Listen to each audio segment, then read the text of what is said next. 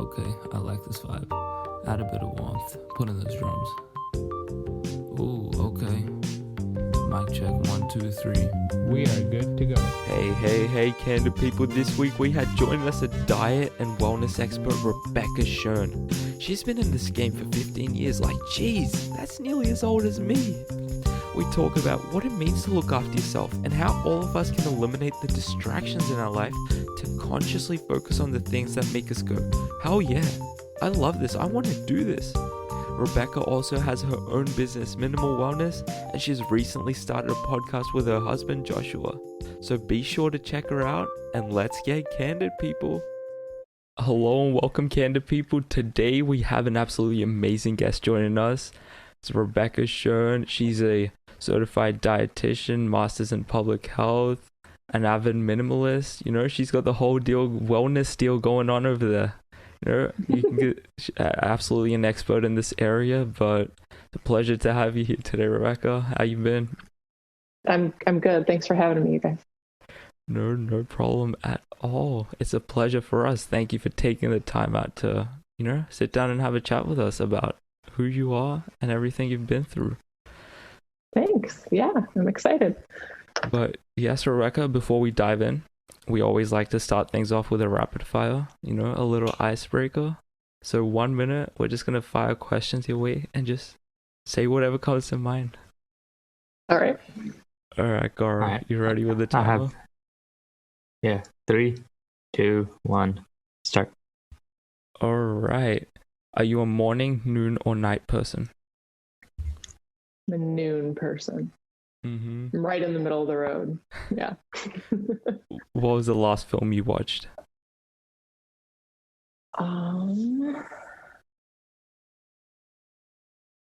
God, it might have been my husband's film. I didn't mean for that to happen. Less is now. Oh, wow. I don't watch very many movies, but yeah, Uh-huh. I think that was it. If you could live anywhere in the world, where would it be? Oh, I think New Zealand. It's a beautiful place down there. Yeah. What is your favorite book? Lately, I've been reading a lot of Kapil Gupta's work. I don't know if I have, maybe Awareness is my favorite one of his. I think that's his. My husband, I'm looking at the bookshelf over here. But yeah, Kapil Gupta's stuff is pretty fire lately for me. Mm-hmm. What is your favorite cuisine? Ooh, I don't have a favorite cuisine. I'm really one to take bits and flavors and stuff from everywhere, but I like spicy things. So anything that's spiced, like heavily spiced, that's my game. And last question, it is a zombie apocalypse. What's your weapon of choice? Oh man. Stealthiness. I don't think a weapon's going to be very helpful. So I'm thinking like the ability to just like survive when most people can't and like adapt. Yeah. I'm going to make this longer because I was camping last weekend with my daughter. She's 7. Oh, wow. And we were in Montana. Yeah. And we were in Montana. It was like 8 degrees out, you know, so it was very cold. Geez. Yeah. And That's we were cold. camping in like an old vintage camper. And like outside we had a fire pit going. And like I took this picture. It was in the mountains and there's nowhere, you know, no one around. It's just tons of snow. Right. And this really, you know, janky looking camper and my daughter huddled by the fire. And I sent the picture to my husband. He's like, you look like you're right in the zombie apocalypse. I'm like, yeah, we are. And we would survive. So Love that. Work hard, not smart, right? Yeah, Work hard. exactly. Just escape Yeah, them. just go hide. That's amazing. Rebecca, to start things off, you know, why don't you tell us a little bit about yourself, how you got started on this wellness path and where that's led you?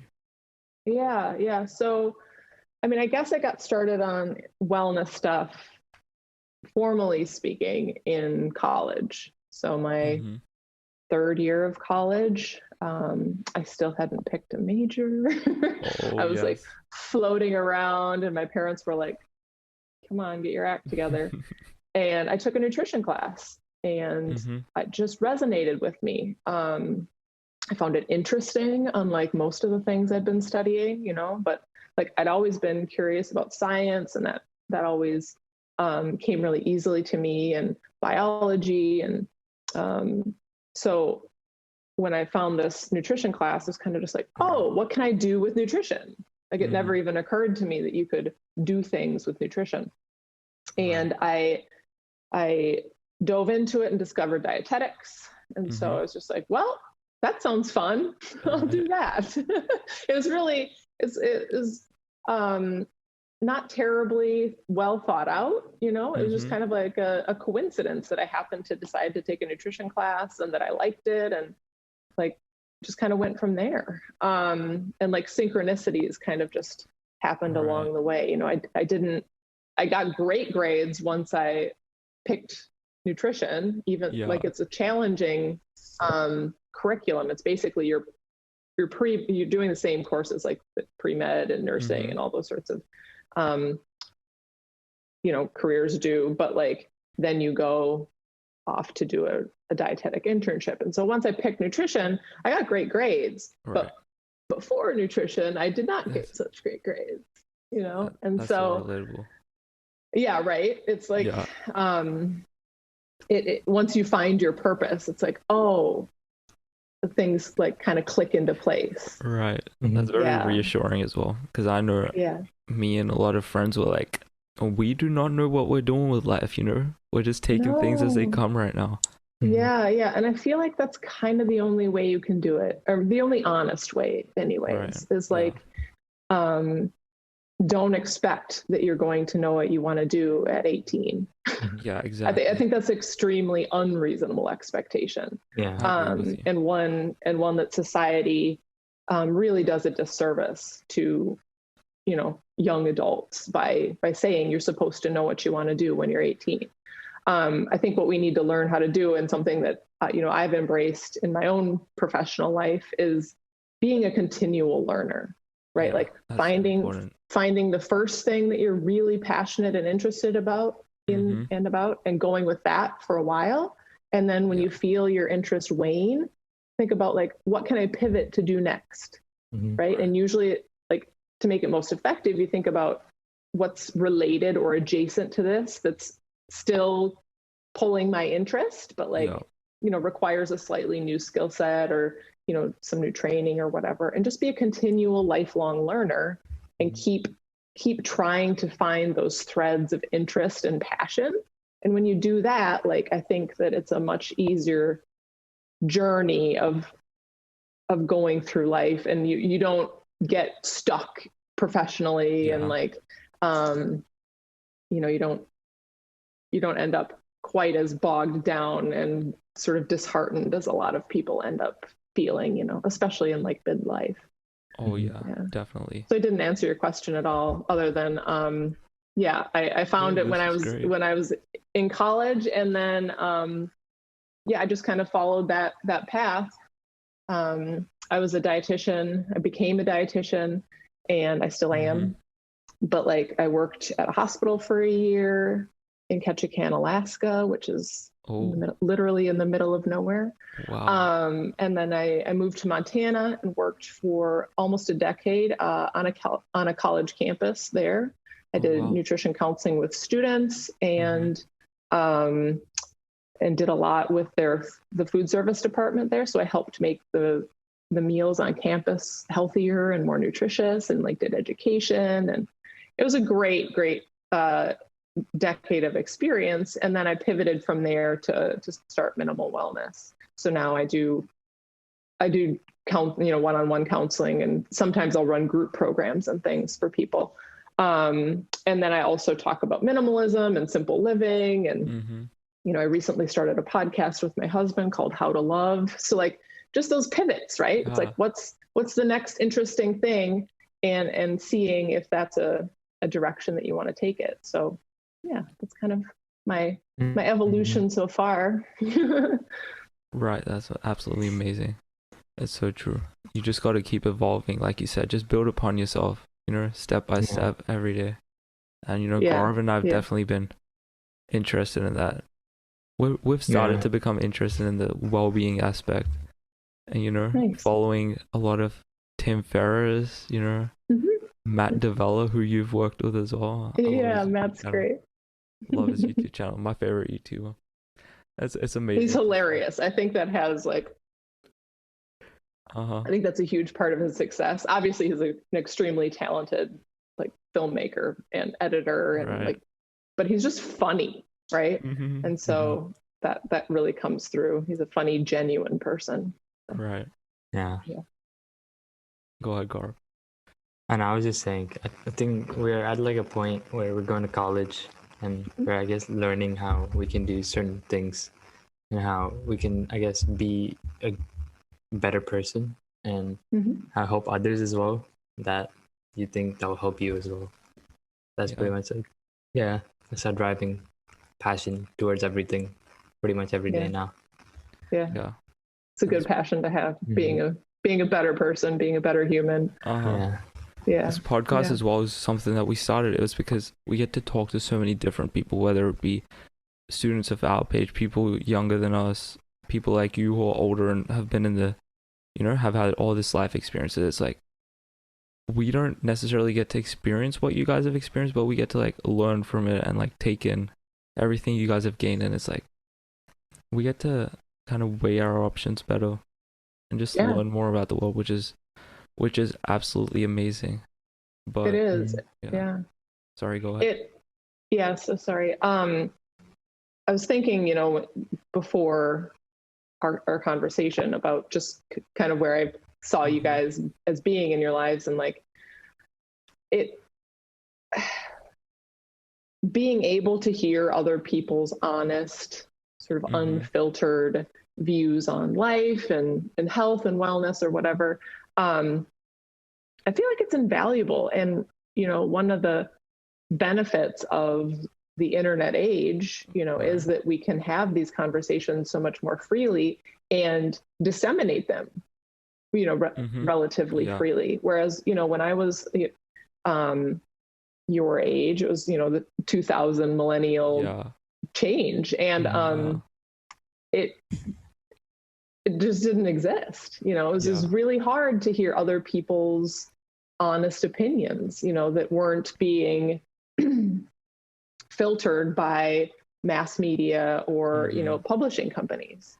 So if you weren't well known enough or cloudy enough to get a book published, right, or somehow got into a mainstream media outlet, your voice didn't get heard. And therefore young people and people, trying to decide what to do with their lives, couldn't hear it either. And I think one of the beautiful things now is that we get to hear so many different voices, and make our choices with life in a more informed way. Definitely. Yeah. All this internet stuff's definitely such a double-edged sword, especially it really is. With the rise of TikTok. We have Instagram, and it's people can rise to fame overnight, literally overnight. You post a video, you go viral, and you're an internet sensation overnight. And then people actually start caring about your opinion. It's okay, who do I listen to? There's so many false claims and all this stuff surrounding the internet. So definitely important to be smart as well about all this stuff. Really filter out. For sure. Yeah. Quick fame usually doesn't lead to anything other than that, right? It's definitely hard to establish. Yeah, you gotta have longevity and how much content you put out and how consistent you are with your audience, I guess. Yeah. You can't chase fame or notoriety. That's not the way to build something sustainable and worthwhile. Right. Like you guys were saying, you want to be good people. It's yes, exactly. By and large, you don't get there by trying to be, famous or well known. You get there by putting your heart and soul into your work. And that's a big part of your story as well. I was listening to the podcast, and it was like you really like battled through some tough times, and it was like you always stuck to your passion, and it's obviously not about the fame, and it's about doing what you love, exactly what you said. So why don't you walk us through that, how your like interest evolved into this minimal wellness, and then now the podcast that you're doing with your husband? Yeah. Yeah, to be honest, like, the small amount of, visibility that I might have is almost a barrier for me. I don't enjoy it. I don't seek it. In fact, I'm kind of allergic to it, to be completely honest. It just happens to be a byproduct of the life that I've found myself living. I fell in love with a man who happens to be really amazing at what he does, right? And along with that, he's become much more well known, and as a consequence, like, I've become more well known, just because I'm also doing something that I really believe in and feel strongly about. So yeah, I graduated from college. I did an internship in New Hampshire. I probably only got that internship because I poured my heart and soul into my application letter that explained away my GPA. It's like, my GPA is crap, but like, look at the individual classes. Like, I excelled in the classes that I need for this, this profession. I basically failed, didn't actually fail, but like, calculus, I tried it twice, and like, 8 a.m. classes, like, they just didn't resonate with me. And like, just ignore that. I don't need calculus for this, or Latin, for God's sakes. Like, just ignore my Latin thing. Like, I can do this. I'm really dedicated and passionate about this, And so, like, again, going back to that honesty and being confident in your capabilities, right? And what you do offer to the world. And so, I put that into my internship, and then I ended up in New Hampshire and eventually in Montana. And that thread carried through, right? When you're honest and open and obviously passionate and driven, doors open for you. Definitely. Right? People want people that clearly are dedicated to what they're going to be doing and show a level of competence in that realm. Yeah. Right. And so, in Alaska, I met a man who became my husband and my daughter's father.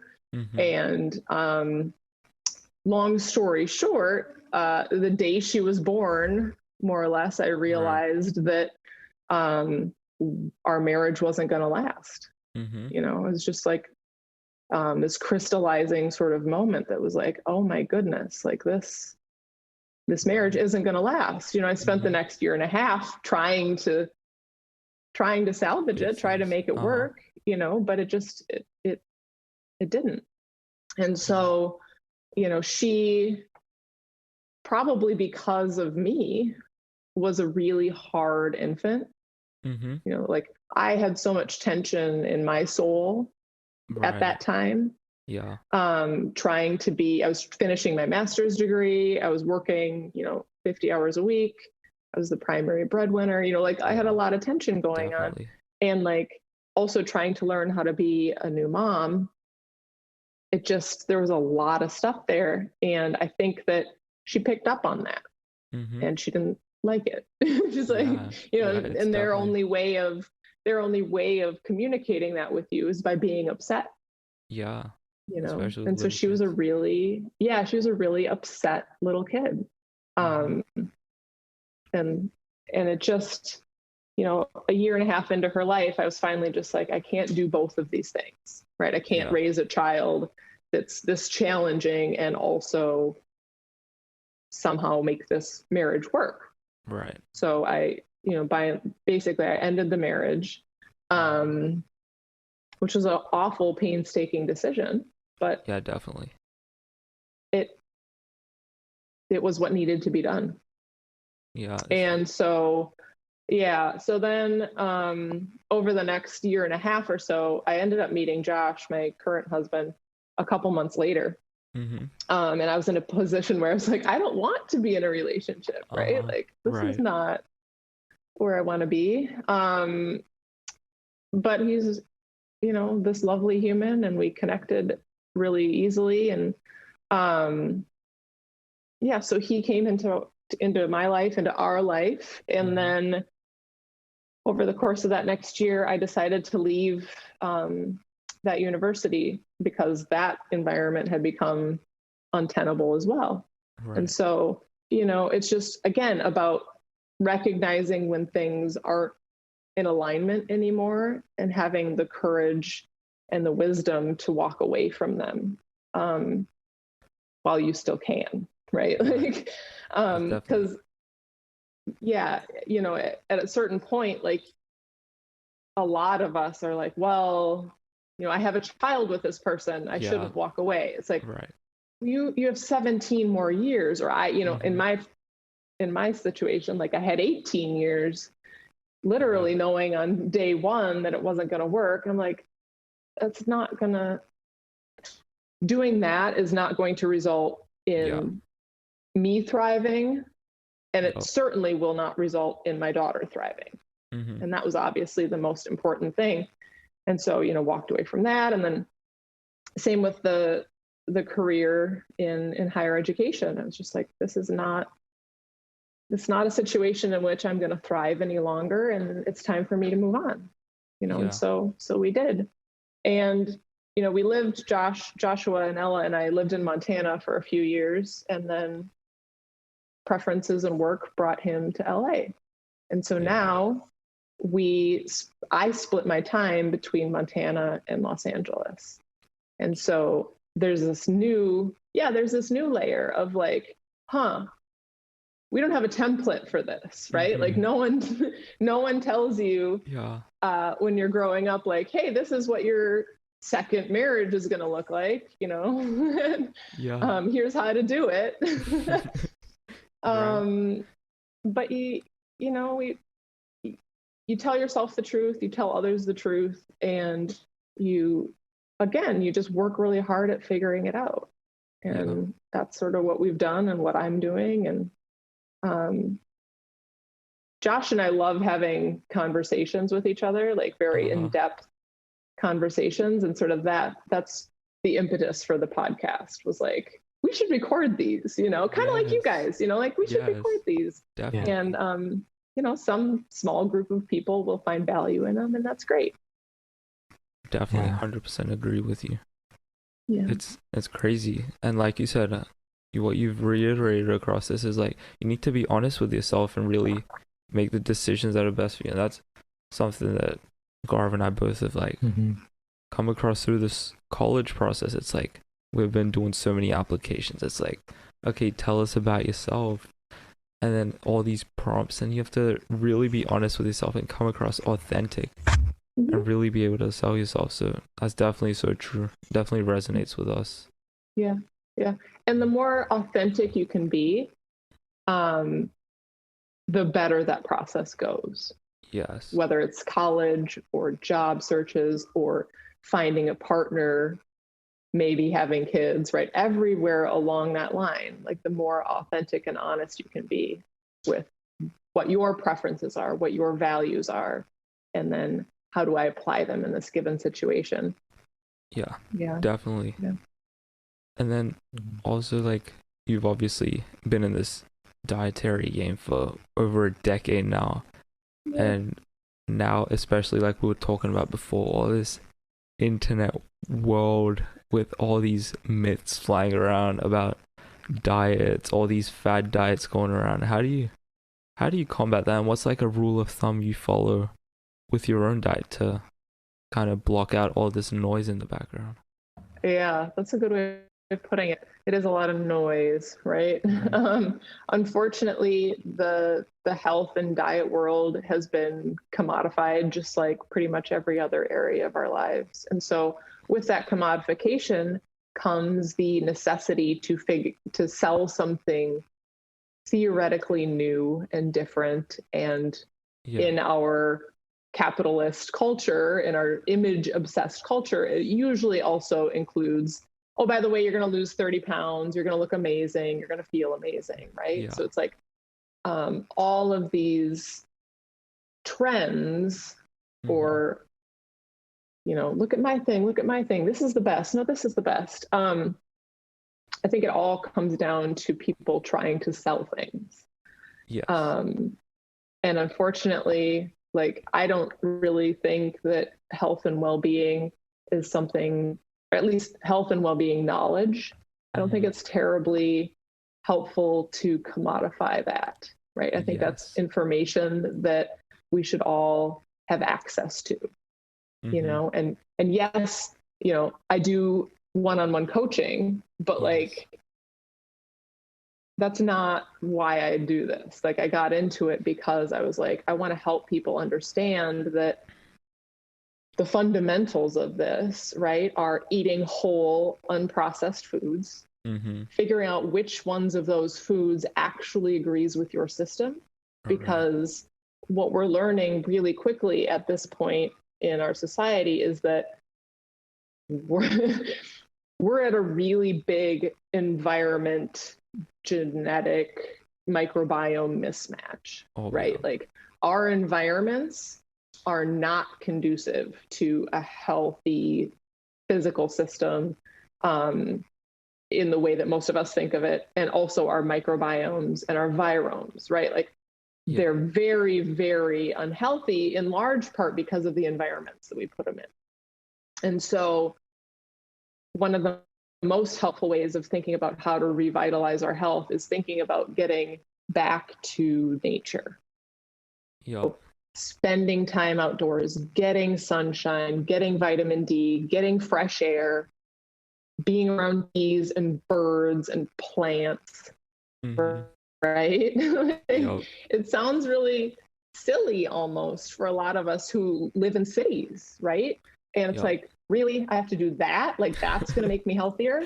And yeah, it is in so many ways. And so getting into nature, it reduces your stress levels. It helps reseed your microbiome.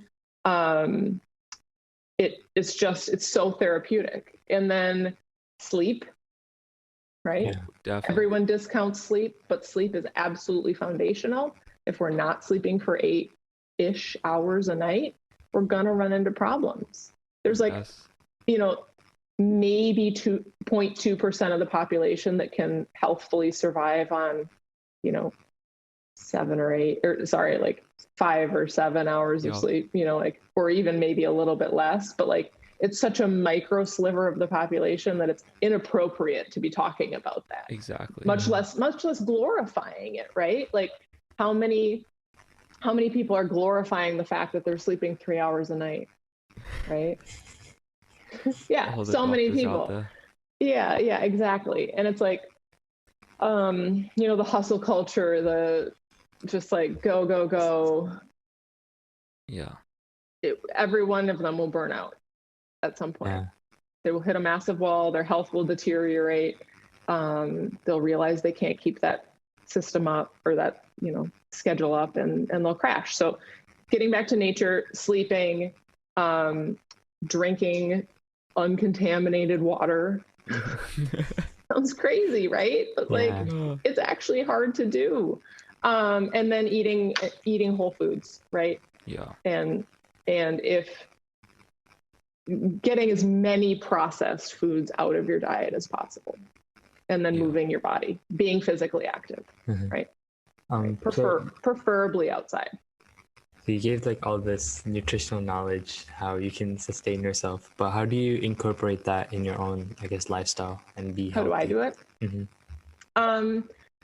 Generally speaking, I try to exercise, preferably outdoors, most days of the week, if not every day of the week. You know, if it's a little more gentle physical activity, I can do it every day. You know, if it's walks and jogs, or, you know, very light weight work, like with a kettlebell or something, I can do that, you know, 6 or 7 days a week.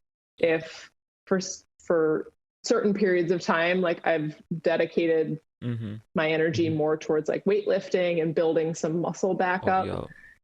And during those periods, they're more indoors. Those workouts are more indoors. Yeah. And they're also more intense. So I have to not do them as often, right? And I have to focus on recovery afterwards. So it really, Yes. it kind of, I modulate it, right? Like there's no one, this is what I do all the time.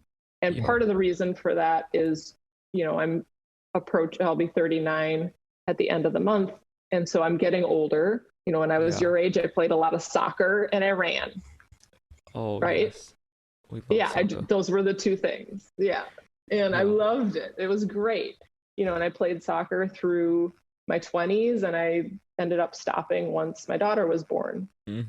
And so now I do different things. Yeah. And you just kind of adjust as your life phases shift. But the important thing is to adjust.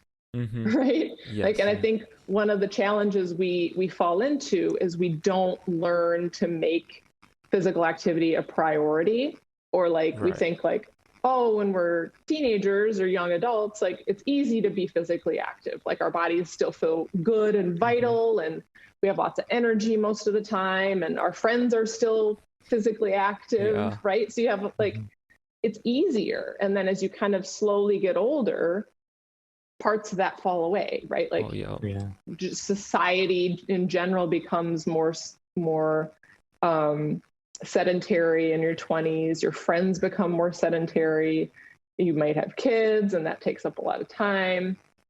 But just knowing that like this is something that I need to do, and I need to figure out a way to make it work for me and my life and where I'm at. Right. And so for some people that looks like super intense, you know, CrossFit type style stuff. For others, you know, it's soccer a few days a week. For others, it's taking long walks and gardening, right? Like all of those things are actually physical activity, and they're really therapeutic and health promoting. And so I try really hard to not make it sound like there's only one way of being physically active and healthy, because that's bullshit. Yeah, that's definitely true. And I just want to add on like what you were saying before. I think it's so true. People don't realize, they don't look at our past as humans. It was we were primarily hunter gatherers. We did not live in civilizations. It was like always on your feet all around, like work hard to get bread. It wasn't like, okay, I'm gonna Uber Eats it, the food's gonna like literally like walk to my door to me. It's like you got to realize that. And it's like, what did we eat? We ate Whole Foods back then. We ran around all day. And then there's all these expectations of like get healthy quick, and then just like sit in your desk all day, exercise for 1 hour, and you'll be fine. And it's like so many myths, and it's just so important to dispel them and think for yourselves. Yeah. Really look back to the, I guess, original times of what we used to be as a species. But definitely everything you said is on point. Agree with that 100%. Yeah. It's hard to make it work, right? Like I don't want to pretend like this is easy. But it is pretty simple. Right? The reality, the truth of finding health or maintaining health, hopefully, is, you know, you guys can do as younger people, is maintain your health. And actually, you know, like that's one of the things that I'm really proud of, is like I grew up in an environment that was really healthy. You know, I grew up in a natural setting, and my parents had an organic garden, and my mom cooked all of our meals. Like it was really wholesome, and like gave me this foundation for being healthy for my life. And one of the things that I've managed to do relatively well, not always, you know, there have been periods of time that were not particularly healthy, but like that's just the thing. It's a period of time. Yeah. And so bringing back those fundamentals of sleep and movement and eating real food, like that's really, you know, where it lies. Yeah. You also, earlier in the podcast, you mentioned how you incorporate those small minimalistic aspects in your life. how have you, I guess, evolved over the years, and how do you use that in your everyday life and work? So, when I formally discovered minimalism in 2014, I guess. Right. And my now husband, who is who's a minimalist, Yep. he and I started, dating in 2015. And so, that was when like it formally came into my life as a Right. concept and like a framework for living. But to be completely honest, like it's a thread that has been woven through my whole life. Like I was very averse to clutter. When I had a child, like I was like, I don't want a bunch of crap, and we had a baby shower, but like I asked for books and clothing. Amazing. Right. Like, it's just like, it's a theme that's kind of run through my life. I just didn't have a label for it for a long time. Definitely. And I think it partly started when I was a teenager. I went on a lot of backpacking trips in the mountains. Yeah. And, when you're out for a week or 2 weeks and you literally carry all that you need on your back, you learn you don't need much. And definitely. Those are the happiest times in my life. Like were the times when I literally had a shelter and food and the clothes on my back. Yeah. And so being able to come into a like more formal lifestyle of that has felt really resonant. It's I don't talk a whole lot about it because just like diet, I think people need to find their own way with it, right? There's no there's no prescription for minimalism. Yes. It's just like you have to figure out what works for you. Like what is the balance point of stuff in your life that works for you. So like what do you need? What's the bare minimum that you need to do the things you want to do, and more or less no more. Yeah. Right. Definitely. And so it's like we're not ultra minimalists. Like we have a fully stocked kitchen and closets and 2 stacks of books here. So it's not like we don't own things, but we own what's appropriate for us. Oh, definitely. And yeah, that's been kind of how it's evolved in the last few years, is like really looked at what is necessary, and only bringing that in. Yeah, it's very relatable to me because I think in the past year I lived in Mumbai in India, and the living spaces are quite small. So we used to live in apartments. And we were a family of 5 with 2 bedrooms and a small like living room and a kitchen. And as I realized that we moved from America and we had a lot of stuff because it's a big house, and I realized that this house is so small, we don't need like half the stuff here. It just feels a bit congested. You need like the bare minimum of everything, like a dining table, a sofa, a wardrobe for your clothes. And that really, I guess, affected me in the past, like the 2 years that I lived there, that I guess simple things can make you happy, that you don't need materialistic things to, I guess, give you happiness in life. That's what I guess realized as I lived in India. And a lot of times the stuff gets in the way of our happiness, right? Like we attach so much meaning to it, and we think that, oh, we worked so hard to get this, I don't know, whatever, pair of tennis shoes, or like, like, or this thing was so expensive, like it's going to make my life so much better. It's like, no, like things never make our lives better. It's experiences and meaning that we, put into our lives with our pursuits, what we choose to spend our time on, Right. Matt really cracks me up. If you watch his videos, he only has like 1 pair of shirt that he wears every day. He has 1 pair of jeans, 1 pair of shorts, and I'm like, Jeez, this man is He has a crazy. uniform. Yeah. He might actually only have one pair of pants, but I promise you, he has more than one shirt. Yeah. They're just the same. It's the same color. I think he has like black and gray. That's it. And it cracks me up every time I watch it. It's like same videos. I think one of his recent videos, he was like, okay, I need to buy new shirts. I've got rips in them. And it's just crazy. He's like going on one extreme, at least with his clothes. I know he's not like crazy minimalist, but I mean, he and his wife just basically sold everything, right? Or put it all. Yeah. So like they're certainly more minimalist than they were 6 months ago. And that's a beautiful thing about not being attached to your stuff, is you can pivot and do something else if you feel called to do that, right? Yeah. Like you realize, I am not my things, right? I'm not my apartment. I'm not my couch. I'm not my mortgage.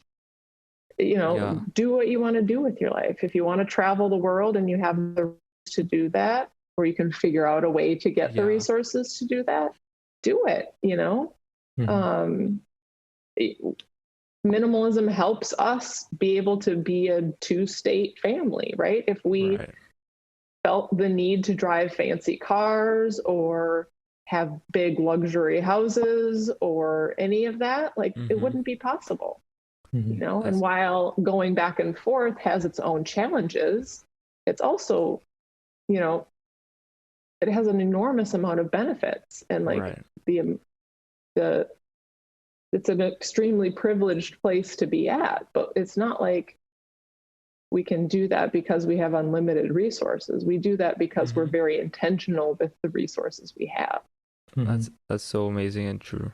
And it's like you're not tethered by these physical possessions. And you put it beautifully in that you're seeking more organic experiences in life, because you don't leave this world with the $200,000 Ferrari that you bought. It's like you take the experiences with you. Like you went camping with your daughter, last weekend. It's like all these organic experiences that really matter. So that's definitely so true and amazing. The other thing too is like the camping experience. I could have rented a hotel for us. We could have stayed in a hotel, but we chose to spend a tenth of that money and stay in an old retro camper, and we froze our asses off. Like it was cold, like it was really cold. But it's like it's making decisions based on the experience. And granted, like not everyone would find it appealing to freeze their asses off in a camper at night, but like that was a specific thing that she and I chose together. It's like, do you want a winter camp? Yeah, I want a winter camp. Let's see what that's all about, And so it's deciding what's right for you, right? And I don't know. Yeah, that's definitely true. I'm surprised she didn't have any obligations, and she was like, yes, let's do this. Sleep in the freezing cold. Little kids are usually like hard with this stuff. She's a badass. She's a great kid. She's down for the adventure for sure. But like I'll be completely honest, there was a point at like 8:30 at night when the camper was just not warming up. Like we could still see our breath, like there was ice on the windows, like and she's like freezing in her, I gave her my 0-degree sleeping bag for the night. She had several layers on and a hat on, and she was still cold in her sleeping bag. And she's like, Mom, I don't like this, And I was like, okay, like let's talk about it. Like we can leave if we need to. But just the way that our weekend was set up, if we had left, it would have meant that we weren't going to ski the next day where we were going to ski. And so I was like, if we leave, we can't ski tomorrow. Like, I promise you're not going to freeze. And we talked about a few other like strategies for keeping warm. Like we both went outside and went pee, because like this weird thing about how if your bladder's full, your body expends a lot of energy to keep water in your bladder warm, to keep it at body temperature. So you wow. actually lose, if you're ever in a survival situation and you're freezing to death, pee, and then you'll have more energy to keep your body warm. So she did that. Yeah, she did that. We both did that, and then bundled up next to each other because we had been on separate beds. And a few minutes later, she's like, "I'm a little warmer now." I'm like, "Good." And like from there, she just like got warmer and warmer and ended up peeling layers off and stuff. But That's amazing. Yeah. Look at that. Fun Cool. experiences all around. Yeah. I know minimalism's not perfect. It's like a new, I guess, philosophy that people are using, or like idea. But what are some things you say no to when it comes to that? Things you avoid? Yeah. So generally speaking, I say no to things that seem excessive. Right. Right. Like, I don't wear a wedding ring. I don't have an engagement ring. I've actually never wanted one. So there's another thread of like minimalism back into my, younger years. We don't own expensive stuff by and large. We don't live in expensive houses. Just excess, right? I say no to excess. And we question a lot of where we put our time and attention, like the two things that we consider to be our most precious resources. We're like, how do we spend our time and where do we place our attention? And I know this doesn't quite relate to the question of like what we say no to, but it does in a roundabout way, because definitely, we say no to everything that isn't a hell yes, basically. That's definitely right. And if a book is calling me and I really want to read that book, then I read the book, right? Or if like saying yes to your podcast, right? Like when you reached out and you kind of introduced yourself, I'm like, heck yeah, like I want to talk to these guys. Why not? Right. Yeah. And so it's like this gut feeling of if it's not a heck yes, a hell yes, sometimes I say F yes, like if it's not that, then it's no, right? Definitely. And we try really hard not to let societal expectations or trends or whatever determine what feels right to us, to me, right, to my daughter, to my husband. So it's not that we have any like we don't ever do this or whatever. It's just more like what feels right in that moment. I think that's very good as well, especially in such a fast moving world. Everything's happening so quick. It's so hard to keep up. And I was reading this, like we just struggle to kind of keep our attention in one place and really focus on the things. We want a lot of everything, and we spend like very little time with that thing. Like we're seeing a rise with ADHD and all these diseases because of so much information. It's like sensory overload for us as humans, and that really helps, like being intentional with the things you really choose to give your time and attention to. You can really spend some quality and get something out of it instead of like spending 2 seconds on one thing and then moving on. And then you're always playing catch up, and then like you said before, it's like burnout, and it's crazy. Crazy world. We're very intentional, especially with like electronic devices, right? Like with our cell phone use, with our television use. We only have a TV in LA. We don't have one in Montana. And we just, because our screens are a way of sucking our attention. Right. So we're really, really intentional about how we use our screens. Right. And so by and large, we'll put them away when we're having family time. Right. Or even when we're not having family time, but like, I want to read a book. Right. Like I'll put my phone in the other room on airplane mode. Right. I don't have any notifications on. I don't have any noises it never makes noises. It doesn't ping at me. It doesn't flash. Oh my God, I hate that. No, it's gone. It's done. Yeah. And so it's like, it takes so much, sorry to cut you off, but it just like, for me, it takes away so much attention. Every time it's like a text message pinging, it's like I'm obligated to turn the phone over, and it's like, okay, now I've seen it, now I need to reply to this person. It's just so much going on. Yeah. Sorry, continue. And like, that's great. And Cal Newport, I'm trying to see. Cal Newport, he wrote a book called Digital Minimalism. Oh yeah, I think I've heard of that if you haven't read that or heard about, it's fantastic. And so in it, he talks a bit about how just the mere presence of our phones literally lowers our IQs. It divides our attention so that we don't have, unconsciously, we're not conscious of this, but it lowers our processing ability, just having your phone within your view, right? Oh, wow. And so, it's really kind of scary to think about it. And that's part of the reason why, personally, I've come back to like, I'm really prioritizing getting away from all of it, right? Yeah. And getting out into nature and spending time outside and running around and just not being connected, right, to the chaos, because we're not designed to do that. Right. And we're seeing the inevitable consequences of trying to live our lives, eternally connected to our devices and to our screens. It's just not. It's not sustainable. Definitely.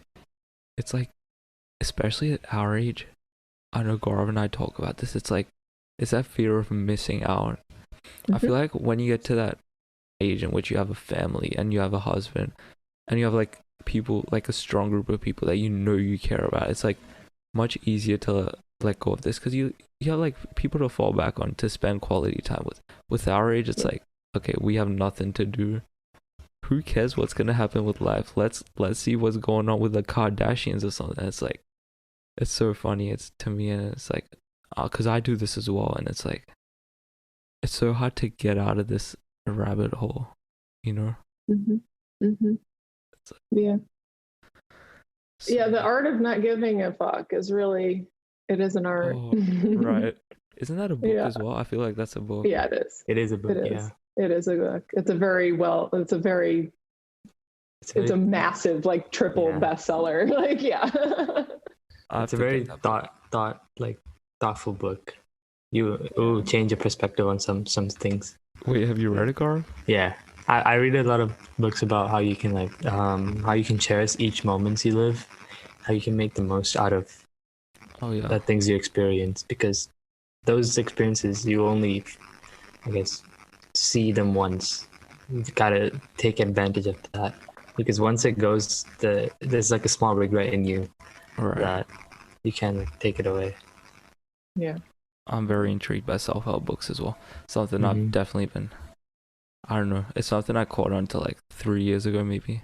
When I was injured, I was like, I can't be playing sports right now. Might as well delve into self-help. How to become a better person. Just got started on this journey. It's pretty addictive though. I need to cut back on it and start actually applying it. It's exactly. And it's more like, in my opinion anyways, like, I actually haven't read, I think it's called The Subtle Art of Not Giving It an F. Right. Mark Manson? I might be misquoting that. Right. Anyhow, I haven't read it actually. I just think it's a fantastic title, and it really it perfectly encapsulates how I feel now, especially with FOMO, right? Yeah. Like, I don't have it because I don't care. I don't care. And the thing is like, I identify, like, there was a time when I cared. Absolutely. Oh yeah. Definitely. But I think there was also like a large but quiet chunk in my brain that was like, you actually don't care about this. Yeah. It's just like that there's so much pressure to care and to be involved and to seem like you're doing things that are appropriate for people your age or whatever. Yeah. That the quiet part that tells you this really doesn't matter just stays quiet. and you don't listen to it until you're maybe older.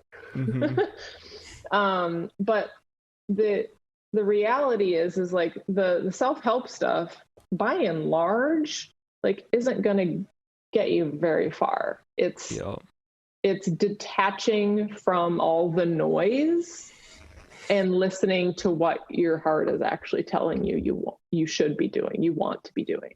And I don't mean should like there's something that you actually should be doing. It's what's your soul telling you your path is. Right. And then have the courage to do that. Absolutely. Right. Yeah. And it's not hard. I mean, it's not easy. And it's like with all these like TikTok trends, like you were saying, you're like obliged when you see something on social media. There's all these TikTok trends, and you're like, okay, I gotta hop on this. I gotta do this, and it's like, and also going on social media, it's like when you post, you're like obliged to check, okay, who commented? Did this person like it or not? I just really want to get away from this stuff, and it's so hard. It's like, how do you get out of this like eternal loop of like being stuck? Yeah, because that's what it is, being stuck. Just turn it off, you delete it, you get away from it. I think I'll have to do that. Yeah, a detox for a few months, and then get back to in moderation. Right. You might want to check out, I mean, I know I literally just said self-help is not terribly useful. And it's not, but Cal Newport's book on digital minimalism is really good. And it's not self-helpy. It's like, just how you're saying, how in the world do I actually do this? Right. And the thing is like, what you have to do is you have to experience enough pain caused by the situation that you're in to be like, I'm done with this. And then you go in a different direction. And I've gotten to the point, until you're there. I was just saying, I've gotten to the point in which I feel like to an extent, all self-help books have the same message. They just say it in different ways, and it's like, okay, I'm wasting my time rereading the same thing over and over again. It's like, you need to get out and actually do this, and really pick out, I guess, the few distinct books that actually have something unique to offer, because now I feel like the self-help scene is just crowded by the same message, just said in different ways, essentially. But it's all prescriptions on how you, quote, should be living your life, and almost none of it applies to any, like, none of us change based on what a book's prescription is telling us. We change based on what our lived experience is telling us and how much pain or suffering we're going through. And it's like, okay, if this isn't working, if I'm experiencing a lot of pain around social media or whatever, it's like, what's my path out of this? And no one's going to be able to tell you what that is. You have to find it on your own. Definitely. Well, this was absolutely amazing. Thank you so much, Rebecca, for joining us today. This was very good combo. You know, we touched on a bit of everything. Wellness, self-help, social media, this world being a cool place. But thank you so much for joining us and taking time out to have this conversation with us. You're welcome. This was really great. You guys are lovely. Thank you. Thank you so much. All right, guys. Thank you for tuning in, and we will see you the next time around. Peace.